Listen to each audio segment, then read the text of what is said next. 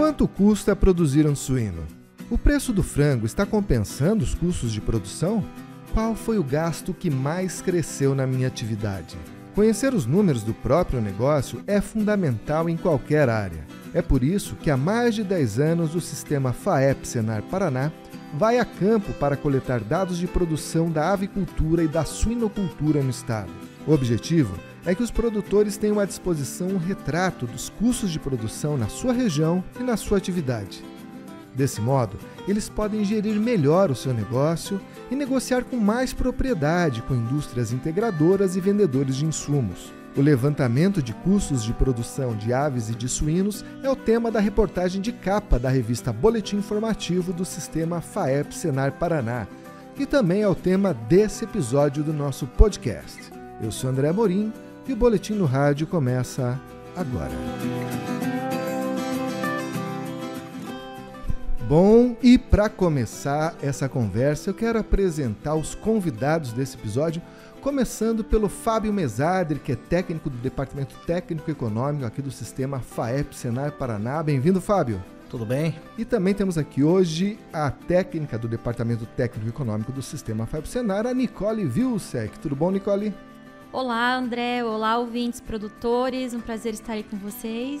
Bom, gente, quando falamos em avicultura e em suinocultura, o Paraná é uma potência.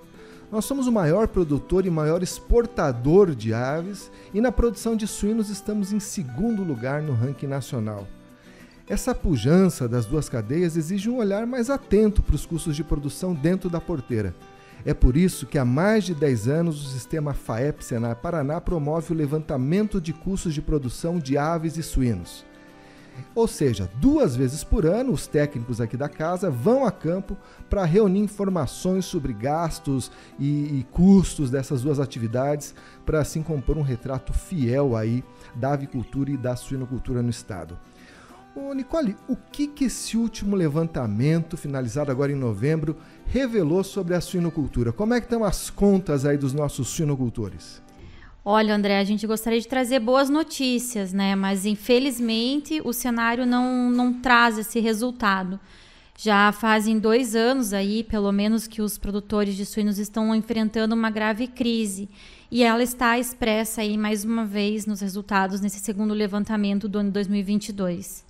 A gente lembra que em levantamentos anteriores, o fato até da sinocultura não ter tanta integração quanto tem a avicultura, né, mostrava que o custo com alimentação estava pesado demais. Ainda é um dos custos principais da atividade?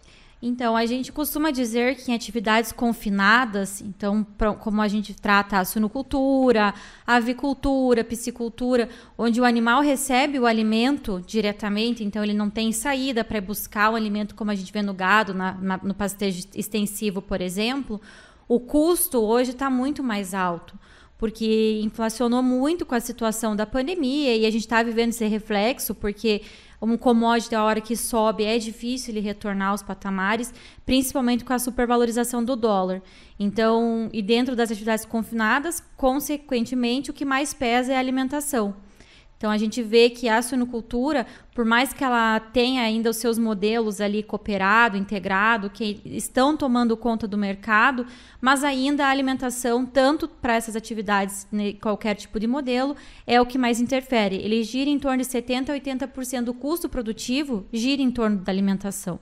Ou seja, qualquer oscilação no mercado cai como uma bomba aí no setor. É, exatamente. Principalmente nessas duas commodities, né? Se eu pensar dentro da alimentação, então dentro do custo produtivo, a alimentação é de 70% a 80% do custo produtivo. E dentro da própria alimentação, praticamente 80% a 90% é milho e soja. Então, se eu for pensar o que eu preciso para alimentar os suínos hoje, é milho e soja, é a minha base. Lógico, estão sendo trabalhados muitos alimentos alternativos, né? Substituição com farelos, por exemplo, de trigo, de cevada, usando-se o sorgo. Mas ainda a base suplementar é milho e soja, que traz com essa alta valorização dos seus preços. E agora, nesse cenário que a gente está agora de final de ano, perspectiva aí de safra de verão, aí começando, você acha que se vier uma boa safra pode dar uma melhorada na situação ou ainda falta tempo para equilibrar as contas? A suinocultura em si, ela já tem uma conjuntura que o final do ano é a safra do suíno, né? A gente costuma dizer, esse período de festas, principalmente a virada do Ano Novo e até no período da Páscoa, é quando se consome mais carne suína. Diferente de países europeus, o brasileiro não tem tanto costume, não é a seu atrativo alimentar colocar a carne suína como a principal fonte de proteína. Então, a gente sabe que ela vem caminhando, ela melhorou o consumo por pessoa nesses últimos anos, aí principalmente por incentivos, né, para se sobrenadar essa crise. Mas a gente sabe também que final do ano é um período que tem melhora. Então, quando as pessoas consomem aquele leitãozinho no final do ano, que diz o ditado que é o bicho que fuça para frente, que vai trazer boas energias, então é o momento que a própria safra do suíno melhora o seu peso vivo. E, consequentemente, a gente tem a esperança e sempre apostas as fichas na safra do milho e da soja. Então, as entradas das safras, né, as grandes safras agora de verão, que tenham bons resultados e, com isso, a gente consiga trazer mais quedas nesses valores. Os valores já vêm apresentando algumas quedas, né, no preço do quilo da soja e do milho. Então, consequentemente, quanto mais se baixa isso, o custo produtivo para o produtor de suínos tende a melhorar. E a gente sabe que esse levantamento ele avalia vários tipos de atividade dentro da suinocultura, né? A unidade produtora de leitão, a unidade terminadora, o cara que faz o ciclo completo. Teve alguma fase específica que você notou que sofreu mais? Então, a gente costuma manter a série histórica de fazer o levantamento nas regiões que são as maiores produtoras de suínos dentro do estado. Então, a gente fala que são os polos produtivos. Os levantamentos são realizados, então, na região dos Campos Gerais, Sudoeste e Oeste. Os principais polos onde estão concentradas as granjas, os frigoríficos e os fornecedores de insumo das atividades de suinocultura. E nessas regiões são levantados por fases produtivas. Então, a suinocultura hoje, ela divide-se na produção unitária e produtora de desmamados, que é onde só produz leitão, tira da fêmea e depois ele vai para uma creche. A gente tem a fase do crechário, a fase da unidade produtora de leitões, a fase da unidade produtora de terminados e temos ainda, de forma mais singela, mas ainda presente no estado, o modelo do ciclo completo, que é aquela produção onde se tem a gestação, a maternidade, até o final. Então, o produtor é responsável por iniciar e terminar o seu produto e muitas vezes esse modelo de ciclo produtivo, ele se representa por produtores independentes, André. Então, nessa crise, foi o tipo de produção que mais se absteve, né? Então, a gente sabe que muitos produtores não sustentaram esse modelo, uma vez que eles são responsáveis por adquirir os seus insumos e vender os seus produtos. Então, ficou muito mais difícil para esse mercado e foi o tipo de produção que mais a gente viu a piora. Em contramão, né, a publicação que a gente tem hoje do ciclo completo nesse levantamento que foi realizado em uma única empresa, então uma única granja no Oeste, é uma granja que serve de modelo, uma vez que ela teve que buscar alternativas para se manter viável na atividade. Então, é um exemplo, né? A gente fala que é um protótipo ali, um exemplo produtivo que buscou melhorar a sua atividade, diminuindo todos os seus gargalos e suas ineficiências produtivas para conseguir ter rentabilidade. Então, hoje, dentro desse levantamento, é uma das únicas produções que apresentam-se no azul. Olha aí. Na contramão do que a crise vem nos apresentando, né? Mas justamente por isso, esse produtor em específico, essa empresa específica, teve que se remodelar e buscar todas essas situações, seja ela investindo nas suas próprias lavouras, buscando outros meios de comercialização do seu produto final, que é o suíno terminado, enfim, inúmeras situações que o responsável teve que atingir. E fora isso, né, na apresentação dos resultados, a gente tem também uma unidade de creche que também está com as suas contas em dia. Das outras, André, todas no vermelho. E quando você fala no vermelho é que não consegue nem pagar o custo variável, que é aquele custo que a gente fala que é da mão para a boca ali para produzir o lote? No dia a dia, né? Esse custo variável que varia, para o nosso ouvinte entender, o que varia cada lote. Então, por exemplo, é a situação de mão de obra, de energia, preços, né, e contas que chegam mês a mês. Então, e se eu tenho mais aves, se eu tenho mais suínos, esses valores vão aumentando também. E realmente é isso. Então, é um custo que, em algumas situações, os custos variáveis se pagam, mas quando a gente começa a estratificar o custo operacional e o custo total, aí a receita, né? Então, o que o produtor recebe não consegue compensar todos os seus gastos. E com isso, o produtor acaba ficando no vermelho. E eu posso supor, aí, pelo que você está falando, que o preço pago pelo suíno no mercado aí não vem acompanhando essa alta, né? Justamente. Então, a gente já há muito tempo percebe, principalmente no modelo integrado, a integradora ela não consegue pagar, então, reaver o produtor de um valor com que ele consiga cobrir seus custos. Porque justamente isso, né? A questão da mão de obra, ela está super valorizada. Principalmente, a gente sabe, o mercado, quando abre concorrência, então muitas granjas próximas das outras, vai diminuindo, a concorrência de produtores e, consequentemente, de funcionários aumenta. E é uma situação que hoje a mão de obra rural está muito difícil de encontrar, por ser uma atividade que depende de uma pessoa ali de domingo a domingo, não tem feriado, não tem um final de semana, então ela acaba sendo mais onerosa. E também pela situação que a gente sabe que o produtor tem que ter um dinheiro reserva para ele realizar manutenção, para ele realizar qualquer tipo de reforma. E muitas vezes a integradora só enxerga a curto prazo, né, essa remuneração e não consegue cobrir o produtor a médio e longo prazo, aonde a granja acaba ficando sucateada e o produtor sem dinheiro para conseguir realizar essas reformas e manutenções. Olha aí a situação da suinocultura, então, não tá nada fácil, né, ouvinte? Fábio, e na avicultura? Quais foram os custos que mais pesaram no bolso dos produtores aí nesse levantamento de novembro? Bom, é diferente do levantamento passado, o de maio. O levantamento agora de novembro, um dos custos que mais subiu foi com o aquecimento do aviário, né? O aviário necessita muito, demanda muito de aquecimento. O aquecimento, a gente tem que ler ali os pellets e a lenha, né? Que são aí os combustíveis utilizados para fazer esse aquecimento. Aconteceu o seguinte, né? Os pellets, a Europa está com uma falta desse produto, até pela guerra da Ucrânia, que era um dos produtores de pellets, e com isso o Brasil aqui, que produz, está mandando o que se produzia aqui dentro, que ficava desse material no mercado interno, para fora. Aumentou em torno de 40%, né? Com isso o valor da lenha aqui dentro. O produtor teve que lançar mão aí desse outro artifício para o aquecimento, que é a lenha, e teve que pagar aí em torno de 40%, se elevou aí no custo da lenha para o produtor. Consequentemente, elevando o custo do aquecimento dos aviários de modo geral, né?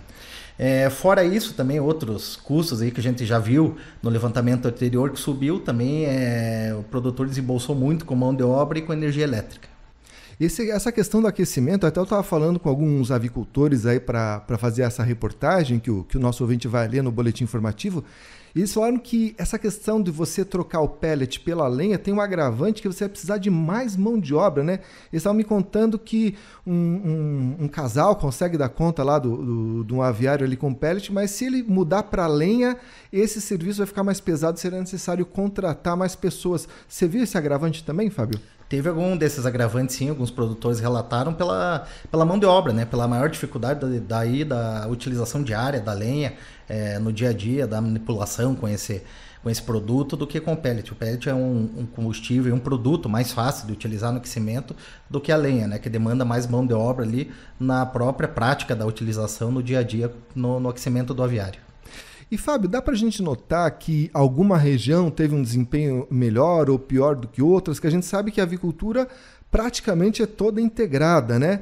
Mas entre uma região e outra, dependendo da empresa integradora, a situação muda de figura, né? Muda de figura. A região aqui, uma das únicas que a gente observou que cobriu os custos totais e os variáveis foi a região de Cianorte ali, né? Alguns modais ali conseguiram cobrir os dois custos, o total e o variável.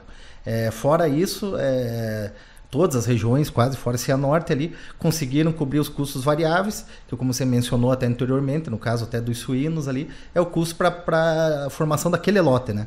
Não coloca depreciação das instalações, não coloca outros fatores aí dos custos, né? Então a região de Cianorte foi melhor nesse aspecto aí, conseguindo cobrir custos variáveis, além dos custos totais, né? Outras regiões ali cobriu o total, mas pecou um pouco na receita, não conseguiu cobrir o variável. E a gente, talvez, eu vou fazer aqui uma relação, vocês me corrijam se eu estiver equivocado, hein?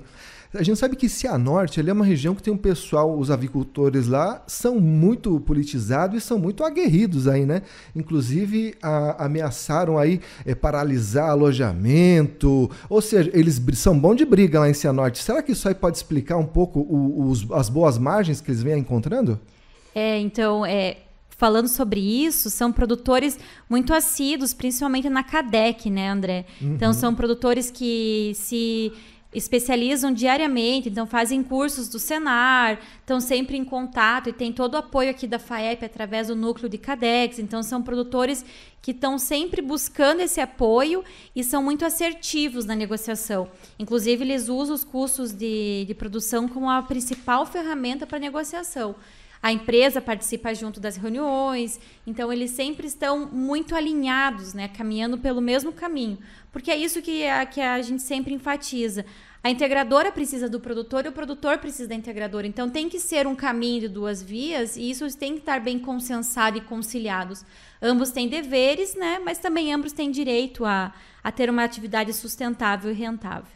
E pelo que vocês notam, esses números que são aí levantados através desse trabalho do Sistema FAEP-Senar, eles fazem diferença na hora da negociação ali junto com as integradoras? Fazem sim. Então, quando a gente fala para o produtor ter a sua gestão da sua propriedade, ele normalmente tem ali dos seus dados, mas quando a gente começa a buscar e ampliar esses dados por região, você está fazendo uma fotografia local, então a moda, né, o que está se expressando. E aí a gente consegue ter uma negociação bem mais acirrada e com provas, né? Então é um momento que o produtor, a CADEC em si, consegue ter a explanação dos dados e fatos da realidade de custo-produção na sua região. Sabe que eu tenho até dificuldade, Nicole, de imaginar como é que era uma negociação dessas antes da lei da integração, quando você não tinha paridade, quando você não tinha números assim, né, concretos para discutir com a integradora, devia ser muito difícil, né? A integração ela mudou muito, né? Eu sou uma ex-funcionária de integração, mas eu posso dizer que a integração está aí há 70, 90 anos. Então, ela tinha uma herança muito mais familiar, né? E daqui a pouco isso tornou-se uma situação mundial. Se a gente for ver hoje, as integradoras, elas trabalham para o mundo, não trabalham mais para a região da cidade onde elas estão lotadas. Então, é um mercado mesmo, né? Isso virou um comércio, é business, como dizem por aí. Mas, realmente, há necessidade de se ter uma regulamentação para que essa conversa seja legítima, né? Para que a gente consiga ter fatos e dados e para trazer esses benefícios para ambos os lados.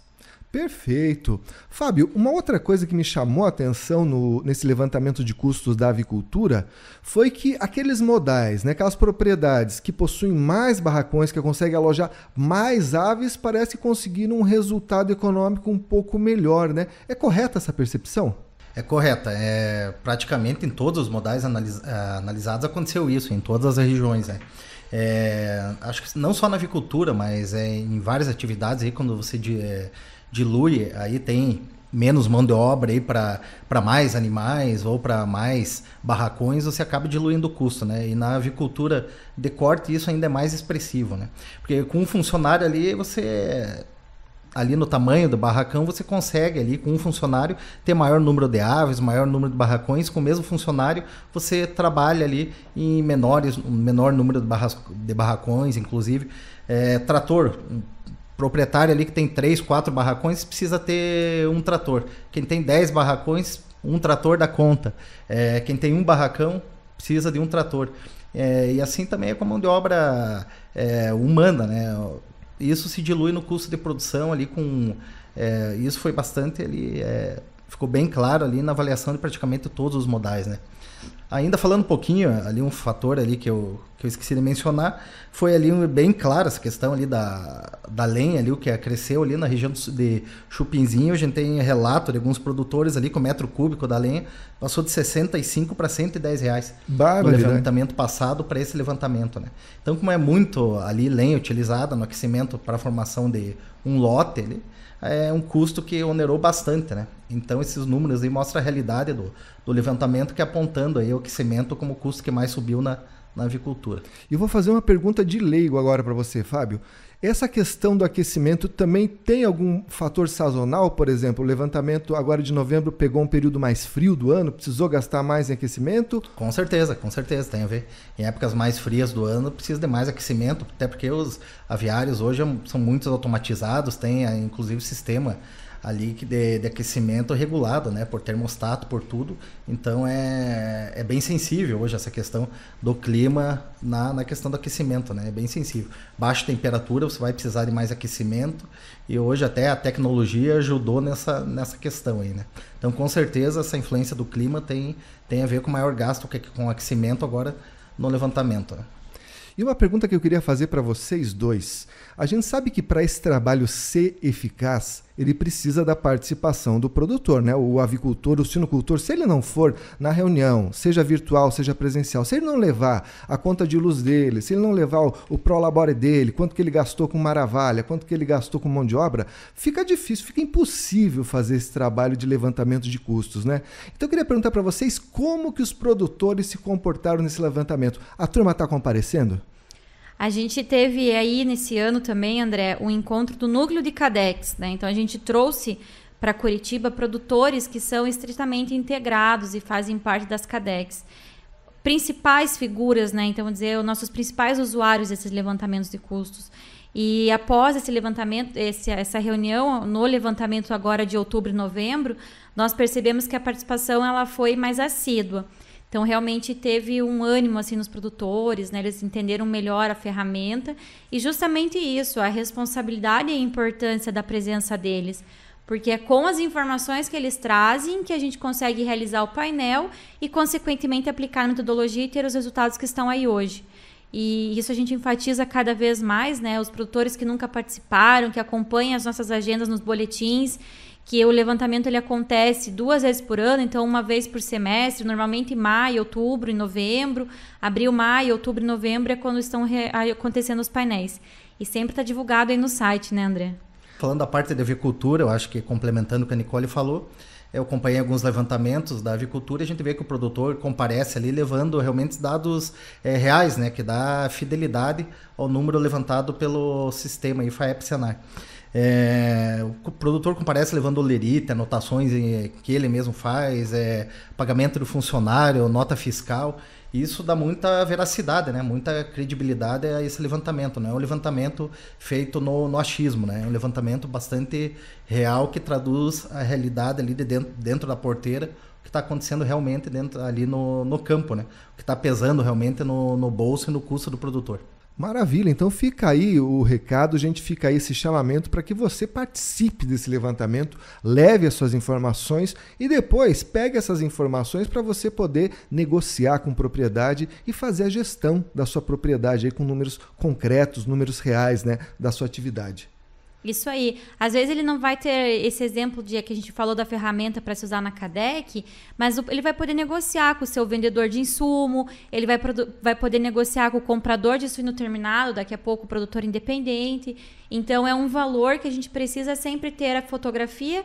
E também, André, a gente usa muito esses dados para pleitos. Então, daqui a pouco, é através dessa gestão de números que a FAEP consegue trabalhar em cima de pleitos políticos, buscar melhores situações para atividade e até mesmo o Senar buscar alguma capacitação, algum desenvolvimento para esse produtor aí ali no campo. Maravilha, gente! Bom, a gente vai ficando por aqui com esse episódio. Eu quero agradecer muito a presença da Nicole, do Fábio. Voltem sempre. Fábio, bem-vindo aí ao nosso programa. E falar para você, ouvinte, se você tem interesse de conhecer outros episódios do nosso podcast, você pode acessar o site www.sistemafaep.org.br. Lá você também encontra os links para as nossas redes sociais. Você escuta esse podcast no Spotify, no YouTube e também no nosso aplicativo de celular que chama Sistema FAEP. Você baixa gratuitamente e recebe na palma da mão aí notícias, cotações, previsão do tempo e muitas coisas, tá certo? Muito obrigado e até a próxima!